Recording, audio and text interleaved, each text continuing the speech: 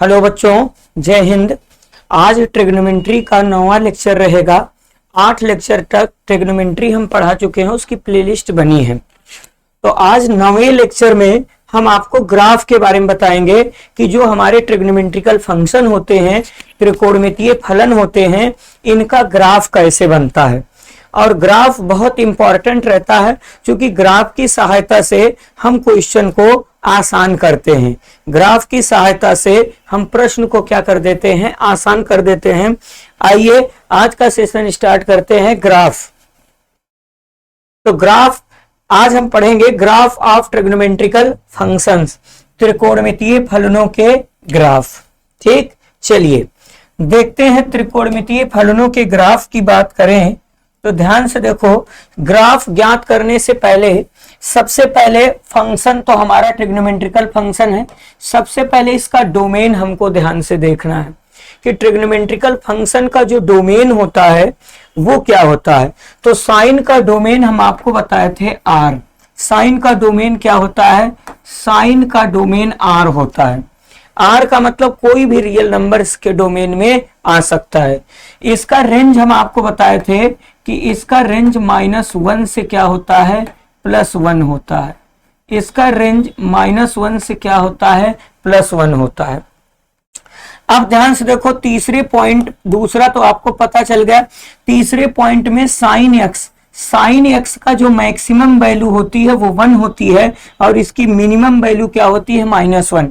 हम maxima minima भी पढ़ेंगे। अब ध्यान से देखो, ये इंपॉर्टेंट है, ये पीरियोडिक फंक्शन। पीरियोडिक फंक्शन की डिफिनीशन क्या है? ऐसा फंक्शन जो किसी निश्चित इंटरवल में अपनी वैल्यू को रिपीट कर देता है उसे पीरियोडिक फंक्शन कहते हैं, जो रिपीट कर दे।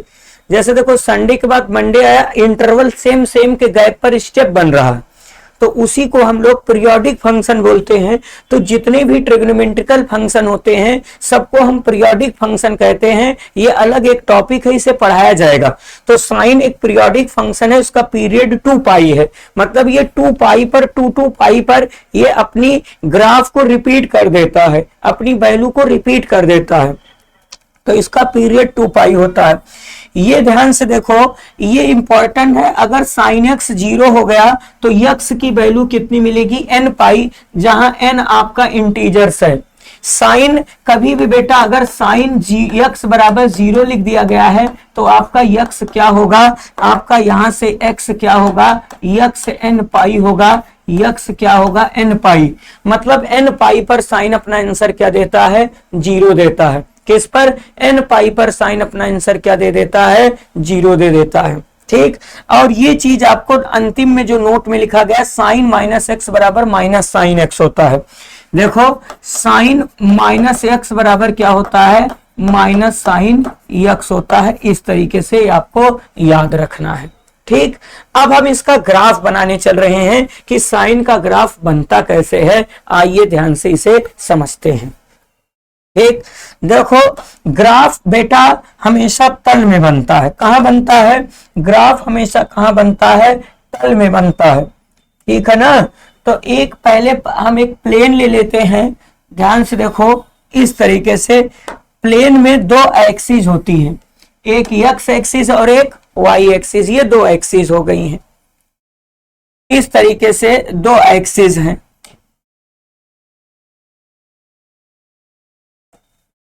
ग्राफ कहां बनता है, प्लेन। अब ध्यान से देखो, ये ओरिजिन है, यहां पर x डैश और इस तरीके से ऊपर होता है y डैश।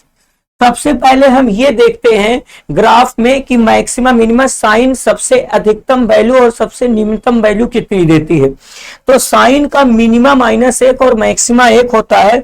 तो ग्राफ हमारा जो होगा वह नीचे कहां तक आएगा, नीचे -1 तक आएगा, और ऊपर कहां तक जाएगा, नीचे -1 तक आएगा, और ऊपर हम मान लेते हैं +1 तक जाएगा।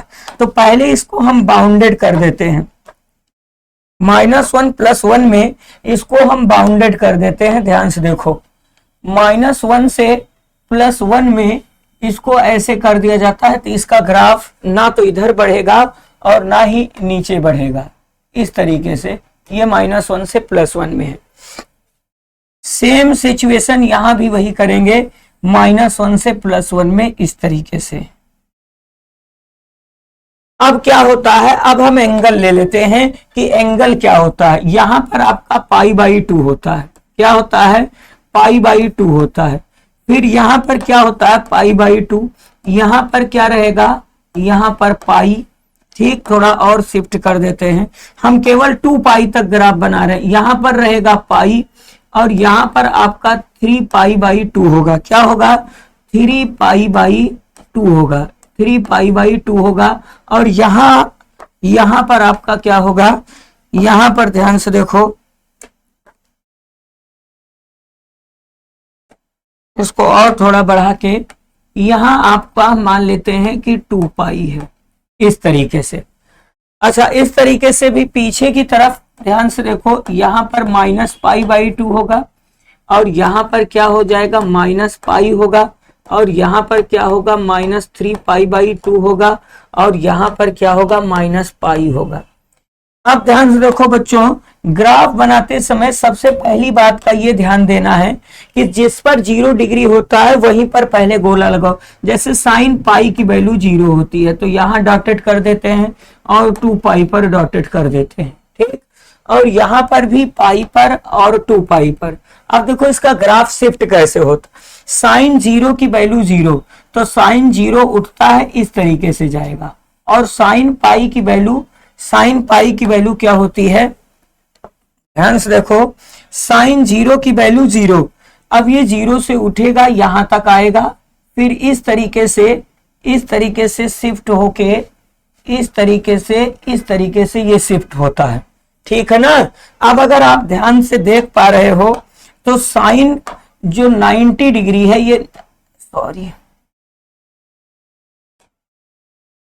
अब यहां से अगर देख पा रहे हो तो यहां पर ये 90 है, 90 पर साइन अपना आंसर क्या देता है, 1 देता है।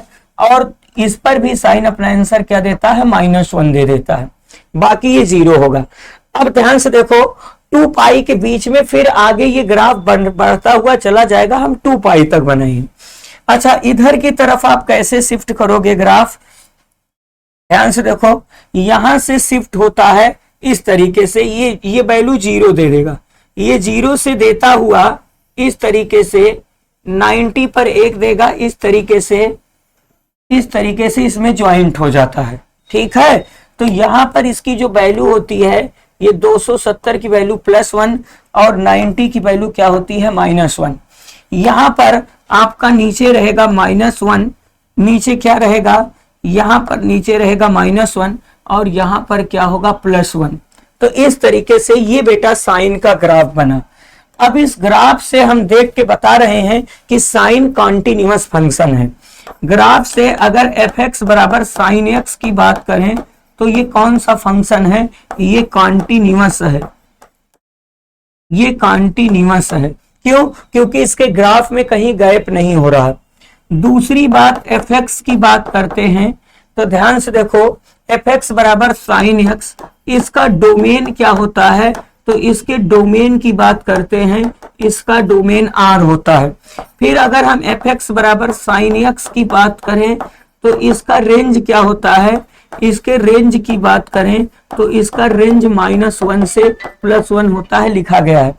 और इसका पीरियड क्या होता है, ये एक पीरियोडिक फंक्शन है, इसका पीरियड क्या होता है, 2π होता है, देखो लिखा गया है।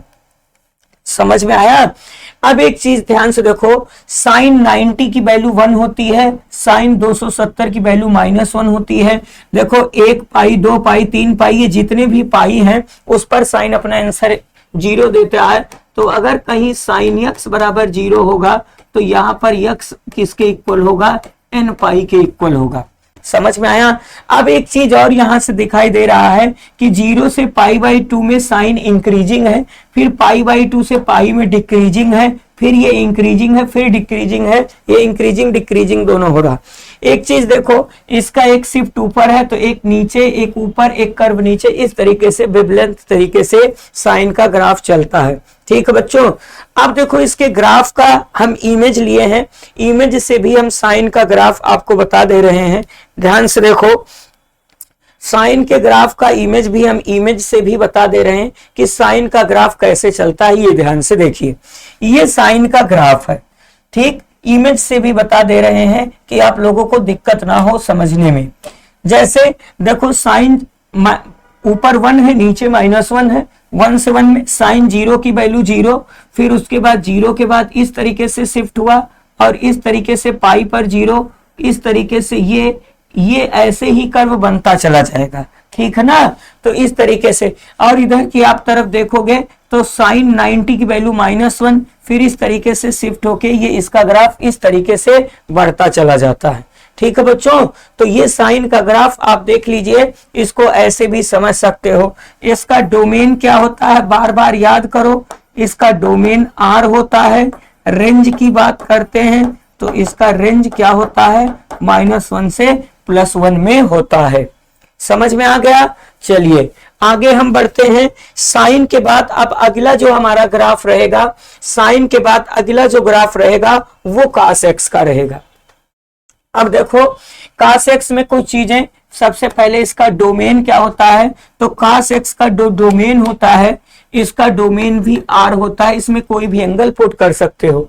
इसका भी रेंज क्या होता है, -1 से +1 में, इसका भी रेंज -1 से +1 में होता है। इसकी मिनिमम वैल्यू क्या होती है, -1, और मैक्सिमम वैल्यू +1। अगर cos x आपका 0 है तो x आपका ऑड π/2, cos ऑड π/2 पर अपना आंसर क्या देता है, 0 देता है। कहीं पर अगर cos x बराबर 0 हो जाए तो x की वैल्यू होती है 2n + 1 इंटू π/, क्या होता है, 2 होता है। फिर उसके बाद ये भी पीरियोडिक फंक्शन है, इसका पीरियड क्या होता है, 2π होता है। और कास में सबसे इंपॉर्टेंट जो खासियत ये होती है, आपको पढ़ाया गया था कि कास के अंदर अगर -x रखोगे तो ये प्लस में फिल्टर कर देगा।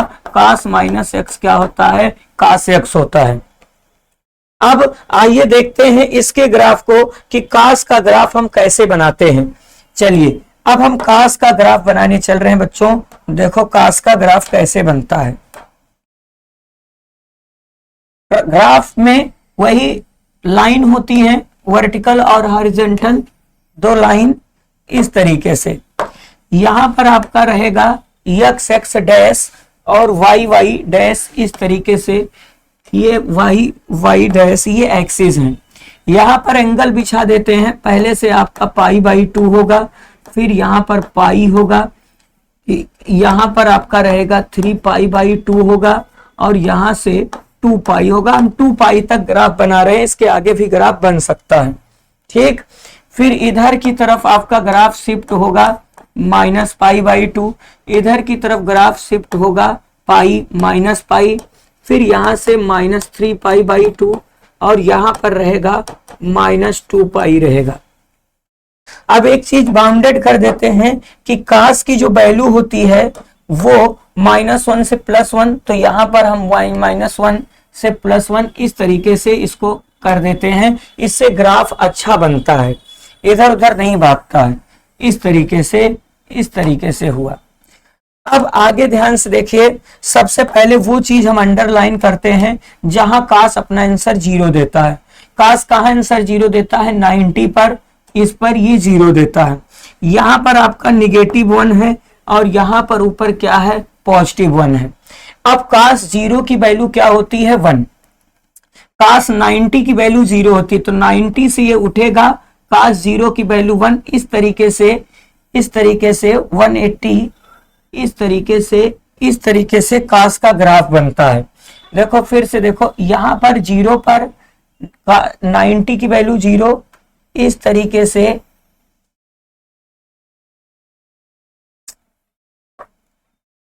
थोड़ा शिफ्ट नहीं हो पा रहा है, ध्यान से देखिए, इस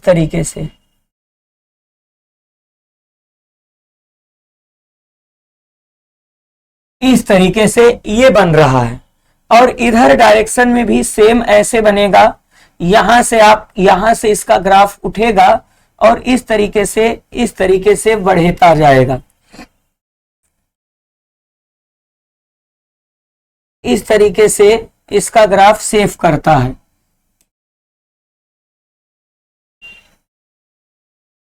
थोड़ा सा बनाने में दिक्कत होगी। ओहो,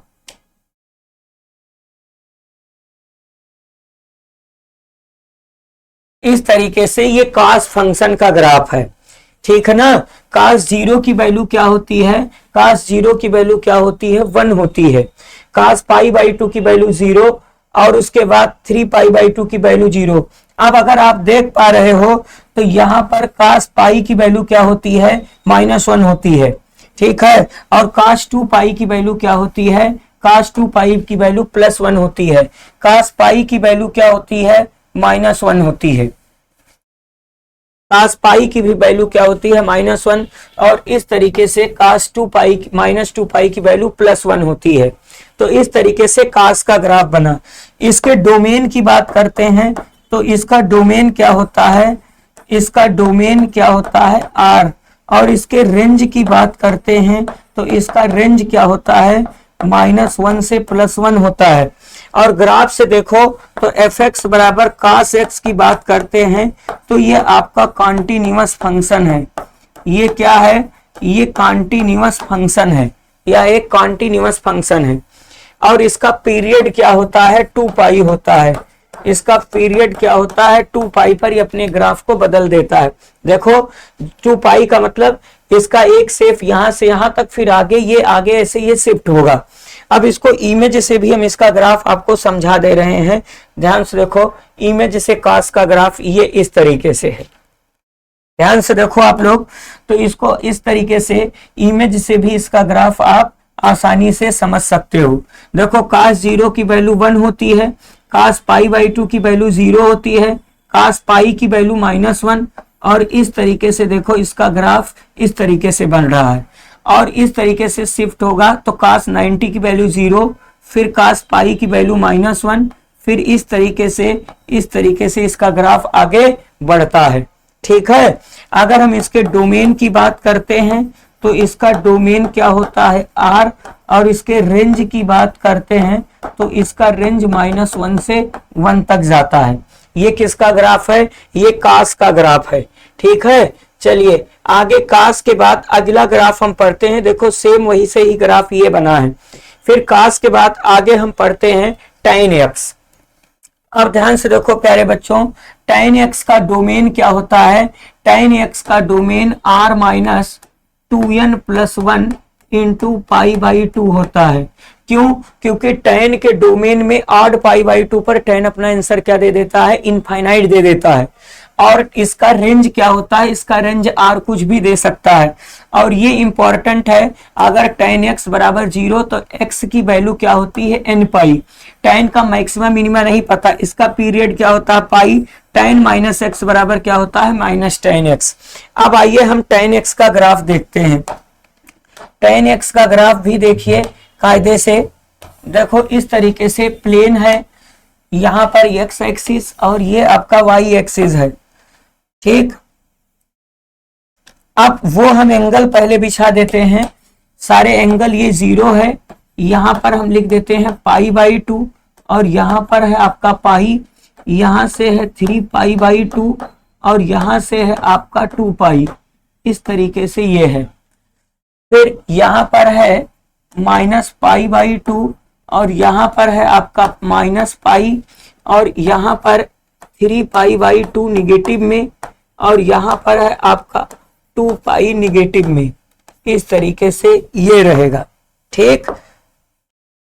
चलिए अब क्या होता है, पहले हम वो एंगल पर पाई बिछा देंगे जिस पर tan अपना आंसर इनफाइनाइट देता है, तो ग्राफ सही बनेगा। इनफाइनाइट tan किस पर देता है, पाई बाई 2 पर।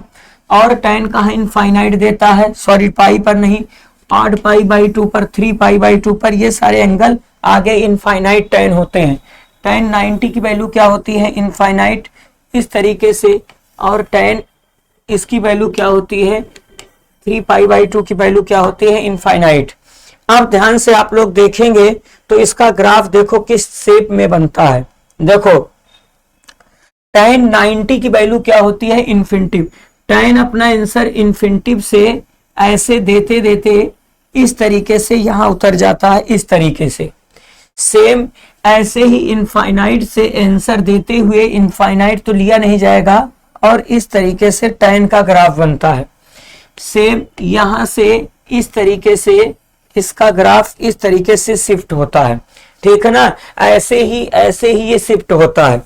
अब अगर इसके डोमेन की बात करते हैं तो इसका डोमेन में सब कुछ रहेगा, लेकिन ऑड पाई बाई 2 निकाल दिया जाएगा, क्योंकि ऑड पाई बाई 2 पर ही अपना आंसर इन्फिनिटिव।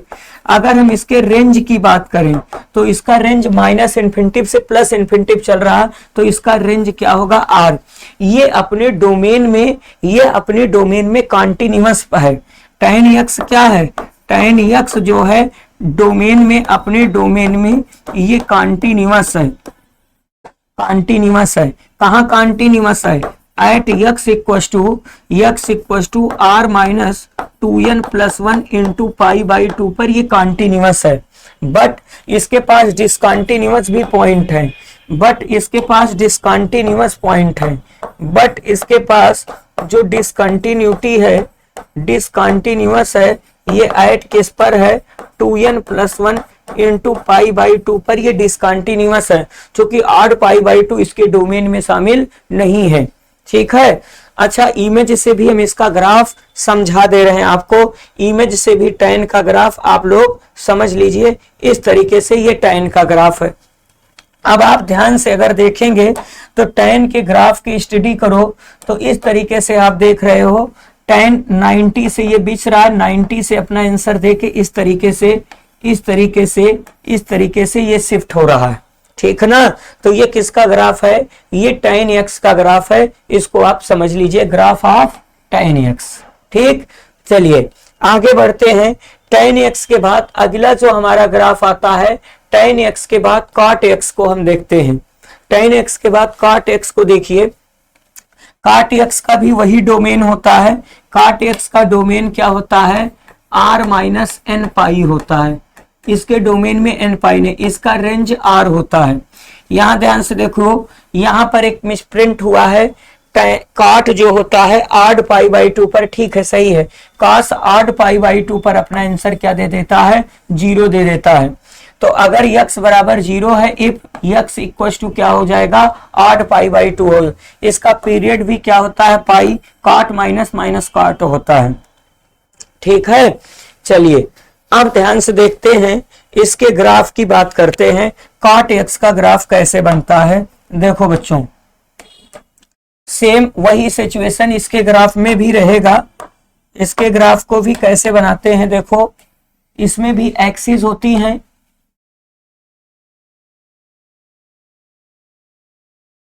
इस तरीके से ये ओरिजिन, आप पहले एंगल ले लेते हैं। एंगल यहां पर है आपका पाई बाई 2, यहां पर है पाई, और यहां पर है 3 पाई बाई 2, और यहां पर लिख देते हैं 2 पाई।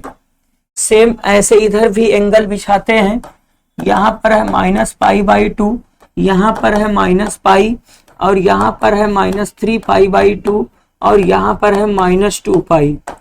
अब वो एंगल हम ले लेते हैं जिस पर कॉट अपना आंसर इनफाइनाइट देता है। तो कॉट कहाँ इनफाइनाइट आंसर देता है, एन पाई पर। तो एन पाई के सारे एंगल ले लेते हैं, जैसे पाई, ठीक, पाई हुआ, फिर उसके बाद क्या हुआ, 2 पाई हुआ। इन पर कॉट अपना आंसर इनफाइनाइट देता है। माइनस पाई, इस तरीके से माइनस पाई, और इस तरीके से माइनस 2 पाई यहां। अब देखो इसके ग्राफ को कैसे बनाते हो, ध्यान से देखो, कॉट का जो ग्राफ बनता है वो इस तरीके से बनता है, और 0 पर भी ये इस लाइन पर भी अपना आंसर इनफाइनाइट देता है। तो इसका ग्राफ कैसे शिफ्ट होता है, इसका ग्राफ यहां से उठेगा और इस तरीके से एंगल बनाता हुआ नीचे शिफ्ट हो जाएगा, यहां से उठेगा और 0 पर देता हुआ इस तरीके से शिफ्ट हो जाएगा, यहां से उठेगा और 0 पर 90 पर 0 देता हुआ यहां पर शिफ्ट हो जाए। सेम यहां से उठेगा, इस तरीके से ये कॉट फंक्शन का ग्राफ है, ठीक है। अब इसके डोमेन की बात करते हैं, तो इसका डोमेन क्या होता है, इसके डोमेन होता है r माइनस एन पाई। इसके रेंज की बात करते हैं तो इसका रेंज r होता है। ये कॉन्टिन्यूअस फंक्शन है, ये क्या है, ये कॉन्टिन्यूअस है, ये कॉन्टिन्यूअस है। किस पॉइंट पर कॉन्टिन्यूअस है, at x equal to r minus N pi पर कॉन्टिन्यूअस है। और ये डिसकॉन्टिन्यूअस कहाँ है, एन पाई पर ये डिसकॉन्टिन्यूअस है, डिसकॉन्टिन्यूअस है, discontinuous at x equal to N pi पर। क्वेश्चन पूछा जाता है कि कॉट के सभी डिसकॉन्टिन्यूअस पॉइंट बताओ, तो कॉट कहाँ डिसकॉन्टिन्यूअस होता है, एन पाई पर डिसकॉन्टिन्यूअस होता है। ठीक, ये कॉट का ग्राफ है। अब इसका ग्राफ भी हम इमेज से दिखा देते हैं आप लोगों को। ये कॉट एक्स का ग्राफ है। देखो ये कॉट एक्स का ग्राफ आपके सामने दिखाई दे रहा, यहां से उठेगा इस तरीके से, ये एंगल बनाता हुआ इस तरीके से ये शिफ्ट होता है। ठीक है, 90 कॉट 90 की वैल्यू क्या होती है, 0। ठीक, ग्राफ दिखाई दे रहा होगा। चलिए आगे बढ़ते हैं। कॉट के बाद अब हम बनाते हैं सेक और कोसेक का ग्राफ। सेक का भी डोमेन क्या होता है, इसका domain r minus 2n plus 1 into pi by 2 होता है। सेक का रेंज क्या होता है, इसका रेंज r माइनस 1 to 1 होता है। दैट इज इसका रेंज ऐसे भी होता है माइनस इनफाइनाइट से -1, और फिर ये चलता है यूनियन 1 से लेकर कहां तक, प्लस इनफाइनाइट तक चलता है। क्योंकि कहा जाता है कि साइन और कॉस, साइन का और कॉस का रेंज -1 से +1 में रहता है, तो सेक और कोसेक का इसके बाहर रहता है। अब एक चीज देखो, इसका पीरियोडिक फंक्शन है, इसका पीरियड 2 पाई होता है, सेक माइनस एक्स बराबर सेक एक्स होता है, माइनस ये प्लस में फिल्टर कर देता है। अब अगर हम बात करते हैं इसके ग्राफ की, तो इसका ग्राफ कैसे बनता है, आइए ध्यान से देखते हैं इसका भी ग्राफ। अब इसके ग्राफ में भी वही चीज रहता है, ये प्लेन पे ही बनता है। ठीक, एक्स एक्सिस और वाई एक्सिस दो एक्सिस होती हैं।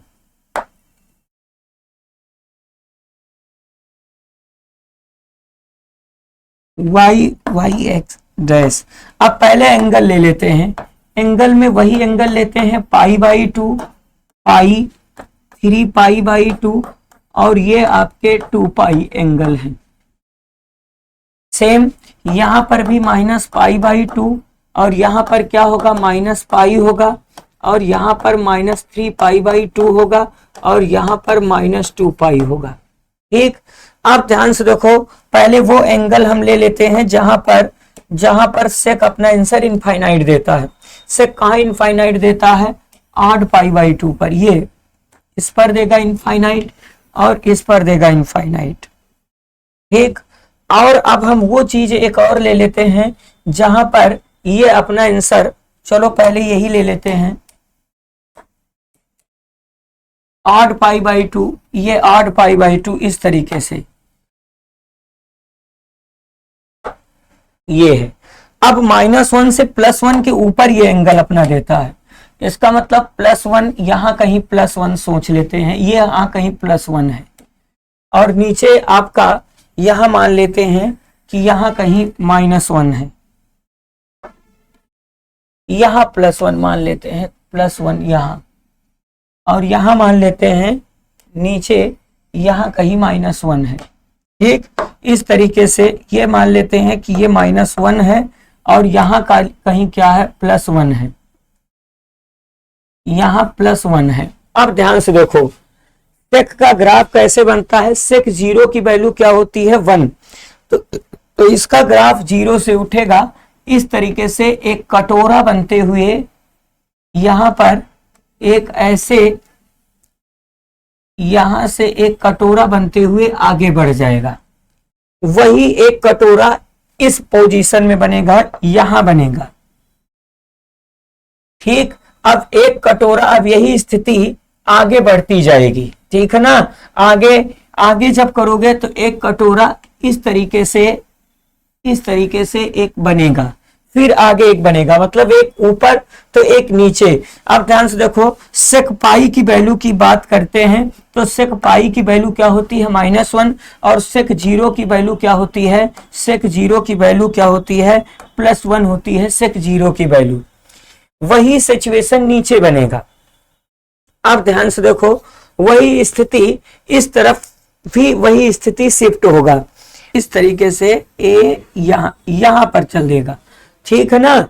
देखो ऊपर नीचे, ऊपर ऊपर के बाद नीचे, फिर अब ये ऊपर इस तरीके से ये शिफ्ट होता है। ये किसका ग्राफ है, ये किसका ग्राफ है, ये सेक एक्स का ग्राफ है। इमेज में भी आप सेक एक्स का ग्राफ समझ सकते हो इस तरीके से। अब इसके डोमेन की बात करते हैं, तो इसका डोमेन क्या होता है, इसका डोमेन होता है r-2n+1 इंटू π/2 होता है। अब इसके रेंज की बात करते हैं, तो इसका रेंज r-1 से 1 होता है। ये भी कॉन्टिन्यूअस पॉइंट है, continuous at x equal to कहाँ, कॉन्टिन्यूअस कहाँ है, ये अपने डोमेन में r-2n+1, ये r-2n+1 इंटू π/2 पर कॉन्टिन्यूअस है। ये डिसकॉन्टिन्यूअस कहाँ है, डिसकॉन्टिन्यूअस कहाँ है, ये ग्राफ डिसकॉन्टिन्यूअस कहाँ ब्रेक हो रहा है, एट किस पॉइंट पर डिसकॉन्टिन्यूअस है, तो एट x इक्वल टू कहाँ डिसकॉन्टिन्यूअस है, ये है 2n+1 इंटू π/2 पर ये डिसकॉन्टिन्यूअस है। तो ये किसका ग्राफ है प्यारे बच्चों, ये सेक एक्स का ग्राफ है, कटोरा जैसे बनता है, ठीक है। चलिए सेक एक्स के बाद अब बात करते हैं हम कोसेक एक्स के ग्राफ की बात करते हैं। किसकी ग्राफ की बात करते हैं, कोसेक एक्स का ग्राफ की बात करते हैं। ये लास्ट में कोसेक एक्स है, कोसेक एक्स का ग्राफ। कोसेक एक्स का डोमेन भी क्या होता है, r-n होता है, और इसका रेंज भी वही होता है, r-1 to 1 होता है। और ये भी एक पीरियोडिक फंक्शन है, इसका पीरियड क्या होता है, 0 से 2π होता है। और कोसेक -x बराबर क्या होता है, माइनस कोसेक x होता है, ठीक। अब ध्यान से देखो, इसके ग्राफ की बात करते हैं, तो इसका ग्राफ भी हम प्लेन पे बना दे रहे हैं। ध्यान से देखो इसके ग्राफ को। अब कोसेक एक्स का ग्राफ इस तरीके से, इसका ग्राफ देखिए,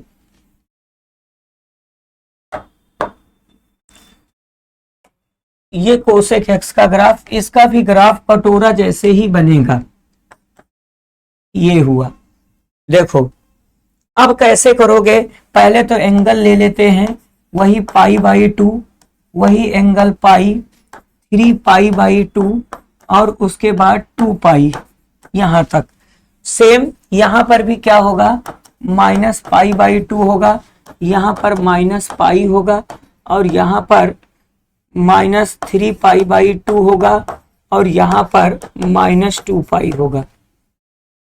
अब जहां पर ये अपना आंसर इनफाइनाइट दे रहा है, पहले वो चीज करते हैं, वहां पर पर्दा लगा देते हैं। इनफाइनाइट यहां दे रहा है और इनफाइनाइट यहां देगा 2π पर। सेम वही काम इधर करेंगे, यहां इनफाइनाइट दे रहा है और यहां इनफाइनाइट दे रहा है, ठीक। अब ध्यान से देखो, वो चीज हम बाउंडेड कर देते हैं जहां पर ये अपना आंसर 1 से ये ऊपर आंसर देगा, 1 से ऊपर आंसर देगा। इस तरीके से ये हुआ, ये आपका +1 है, और इस तरीके से नीचे क्या है, -1 है। अब बच्चों ध्यान से देखो, इसके ग्राफ को अगर आप देखो, तो ये ग्राफ ऐसे इनफाइनाइट से ग्राफ देता हुआ 90 पे एक कटोरा बन जाएगा। सेम ऐसे ही एक नीचे शिफ्ट हो जाएगा इस तरीके से, ठीक। और सेम सिचुएशन यहां पर नीचे एक शिफ्ट हो जाएगा इस तरीके से, और यहां पर एक ऊपर शिफ्ट हो जाएगा इस तरीके से। अब ध्यान से देखो, 2π के बाद ऐसे ही 2 कटोरे इधर बनेंगे, 2π के बाद ऐसे ही 2 कटोरे उधर बनेंगे। समझ में आया, देखो एक ऊपर देखो, कोसेक 0 की वैल्यू इनफाइनाइट होती है, ऐसे ही। अब एक चीज देखो, तो इसकी वैल्यू कितनी होती है, π/2 पर कोसेक अपना आंसर क्या देता है, +1 दे देता, और 3π/2 पर कोसेक अपना आंसर -1 देता है, -π/2 पर कोसेक आंसर -1 देता है, और -3π/2 पर कोसेक अपना आंसर +1 देता है। समझ में आया, तो ये कोसेक एक्स का ग्राफ है, ये 2π पर अपने इंटरवल को क्या कर रहा है, रिपीट कर रहा है, तो इसीलिए इसका पीरियड 2π होगा। अगर हम बात करते हैं इसके डोमेन की, तो इसका डोमेन r-n π होगा, ठीक है ना। इसका डोमेन क्या होगा, ध्यान से देखो इसका डोमेन क्या होगा। इसका डोमेन, अगर हम इसके डोमेन की बात करते हैं तो इसका डोमेन r माइनस एन पाई होगा। सबसे इंपॉर्टेंट है कॉन्टिन्यूअस, ये कॉन्टिन्यूअस है, ये कॉन्टिन्यूअस है at X equal to R minus N pi पर ये कॉन्टिन्यूअस है। ये डिसकॉन्टिन्यूअस कहाँ है, तो ये डिसकॉन्टिन्यूअस किस पॉइंट पर है, at X equal to N pi पर ये डिसकॉन्टिन्यूअस है, क्योंकि एन पाई इसके डोमेन में नहीं है। चलिए इसका भी ग्राफ हम देख लेते हैं इमेज में। ध्यान से देखो, ये कोसेक है, ये क्या है, ये कोसेक है, ये क्या था, ये कोसेक है। ये फुल फॉर्म में पूर्ण रूप से नहीं लिखा था, इसको लिख देते हैं, ये कोसेक है, ये कोसेक एक्स का ग्राफ है, ये कोसिकेंट है, ठीक है ना, कोसिकेंट का ग्राफ है। तो ध्यान से देखो कोसेक एक्स का ग्राफ, कोसेक 90 की वैल्यू देखो 1 होती है, 90 से ही कटोरा उठ रहा है। देखो एक ऊपर बना 0 पर 0, फिर एक शिफ्ट हुआ नीचे, फिर यहाँ पर ऊपर, यहाँ नीचे, इस तरीके से 2 पाई पर ये हर इंटरवल में अपने कटोरे को रिमूव कर देगा, ठीक है ना। तो ये ग्राफ है। तो एक बार हम फिर से पूरा अच्छे से समझा देते हैं। पहले आपको ये इंफॉर्मेशन ध्यान देना है बच्चों, इस तरीके से साइन के बारे में बताया गया, फिर ये साइन का ग्राफ हम आपको बताए, फिर उसके बाद आगे देखिए ये कॉस का बताया गया, कॉस के लिए सारा इंफॉर्मेशन, फिर कॉस का ग्राफ हम आपको बताए, फिर टैन के लिए बताया गया, फिर यहाँ टैन का ग्राफ है, और फिर उसके बाद कॉट का आ जाते हैं, फिर इधर कॉट का ग्राफ बनाया गया है, ठीक। फिर कॉट के बाद कोसेक, सेक, और ये सेक का ग्राफ है, फिर सेक के बाद आता है कोसेक, और फिर ये कोसेक का ग्राफ है। और इस तरीके से जो सारे ग्राफ है, ये साइन का ग्राफ है, इमेज में भी आप देख सकते हो, ये कॉस एक्स का ग्राफ है, फिर ये टैन एक्स का ग्राफ बनाया गया है, ये आपका कॉट एक्स का है, फिर टैन के बाद, कॉट के बाद ये सेक का है, और ये ग्राफ किसका है, कोसेक का है। तो आज की क्लास में हम आपको ग्राफ बताए थे, मतलब आज की क्लास में ग्राफ बताया गया कि ट्रिग्नोमेट्रिकल जो फंक्शन होते हैं इनका ग्राफ कैसे बनता है, इनका डोमेन रेंज कैसे बनता है। अगली क्लास में हम पढ़ेंगे इनका मैक्सिमा मिनिमा, ठीक है। मैक्सिमा मिनिमा से एनडीए में बहुत सारे क्वेश्चन बनते हैं, जेईई मेंस में भी क्वेश्चन बनते हैं। तो आज के लिए बच्चों इतना ही। थैंक यू, धन्यवाद।